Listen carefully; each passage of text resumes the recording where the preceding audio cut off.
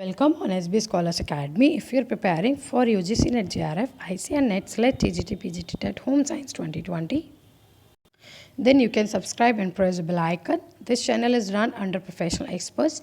If you have any query, you can mail us on our mail ID sbscholarsacademy@gmail.com. We are also providing study material like previous year question bank, practice set question bank, quick revision notes.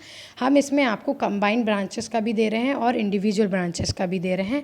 Like किसी को सिर्फ FN का needed है तो he can opt for FN only, और किसी को clothing का स्टूडेंट लाइक FN का स्टूडेंट है और उसको क्लोथिंग के लिए प्रैक्टिस सेट चाहिए या क्विक रिविजन नोट चाहिए, तो we are also providing for that particular branches. So if you need such type of study material you can mail us on our mail ID contact like sbscholarsacademy@gmail.com this way. ठीक है. So next I am talking about the resources, type of resources और non human resources. In my last video I talk about कि resource क्या होता है, जो कि हमारे कोई भी ऐसी चीज़, कोई भी ऐसी थिंग जो कि मेरे को गोल्स को अचीव करने में मदद करता है, उसको हम क्या कहते हैं, रिसोर्सेज. या मेरे गोल को कंप्लीट करने में, मेरे गोल को, मेरी नीड को, मेरी वांट को सेटिस्फाई करने में मेरी मदद करता है. मैंने बताया ये मटेरियल और नॉन मटेरियल दोनों होता है. मटेरियल जो नॉन ह्यूमन रिसोर्स जो हम इस वीडियो में बात करेंगे, और ह्यूमन एट्रीब्यूट, ह्यूमन कैरेक्टरिस्टिक्स जो मैं ऑलरेडी लास्ट वीडियो में रिसोर्स पार्ट 1 में डिस्कस कर चुकी हूँ.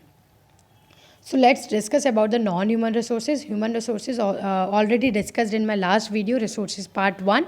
So it is non-human resources. Non-human resource क्या होते हैं? That is used by the human but taken from the outside environment, taken from the society, taken from the your outside background.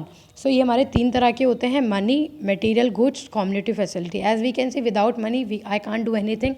Without material I can't able to use my knowledge. मैं किस पे अपना human attribute लगाऊंगी जब तक non human resource नहीं होगा. मेरे को घर बनाना है, मेरे को नॉन ह्यूमन रिसोर्स से मेरे को लैंड मिल गया, सीमेंट मिल गया, all ever the material, all ever the non human resource जो मेरे को चाहिए थे मिल गए. लेकिन उसको बनाने के लिए तो मेरे को ह्यूमन रिसोर्स ही चाहिए ना, उसकी प्लानिंग के लिए, उसके आर्किटेक्चर के लिए. तो that is considered as non human resource. ठीक है. तो नॉन ह्यूमन रिसोर्स क्या होता है? वो टूल, वो असेट जो कि मेरे को अपनी नीड को, मेरे को गोल को अचीव करने में मेरी मदद करेंगे, उसको हम कहते हैं नॉन ह्यूमन रिसोर्स.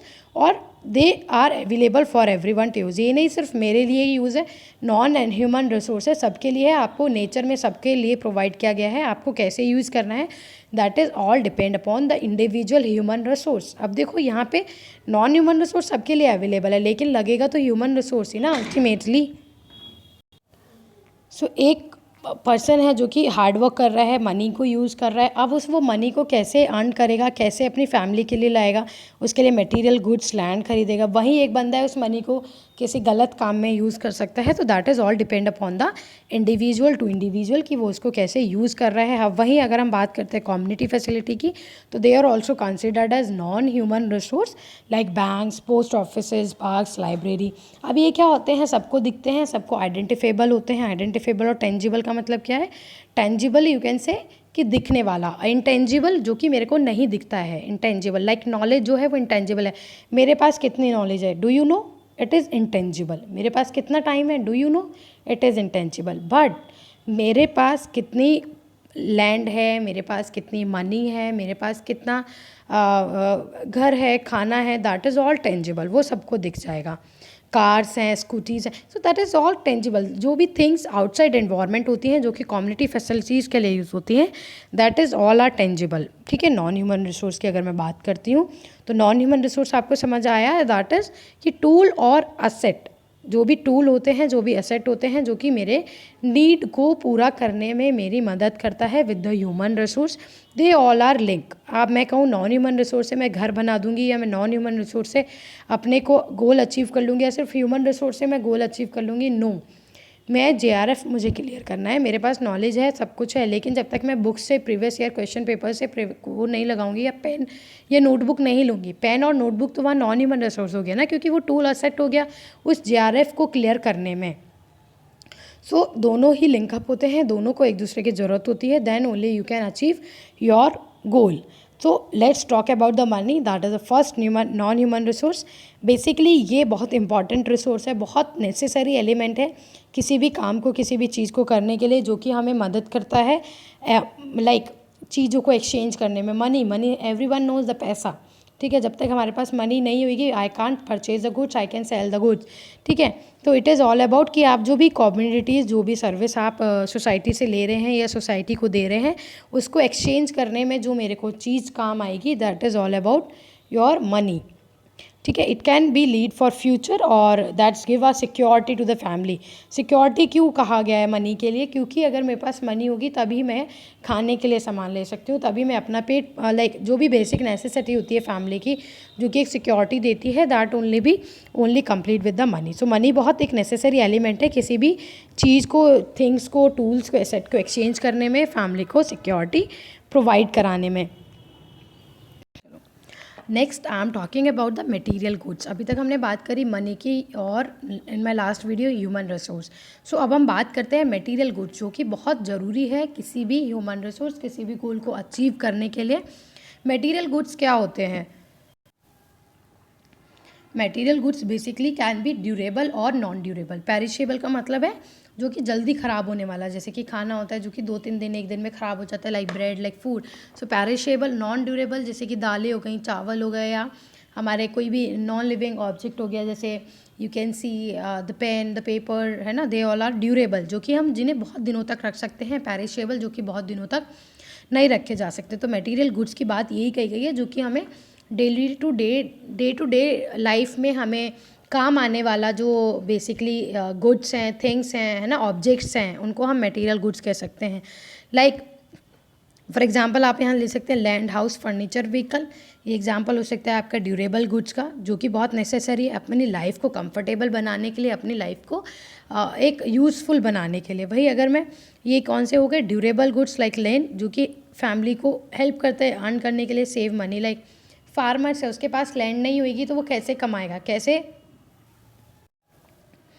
कैसे वो अर्न करेगा और कैसे वो मनी को सेव करेगा। तो it's all about importance of the resources, importance about the objects for every individual, ठीक है। अब वही मैंने जैसे बात करी फार्मर्स की कि vegetable have to grow on a land, है ना, तो फैमिली उससे क्या करेगी, वेजिटेबल्स खरीद सकती है, उसको सेल कर सकती है, उससे पैसा कमा सकती है।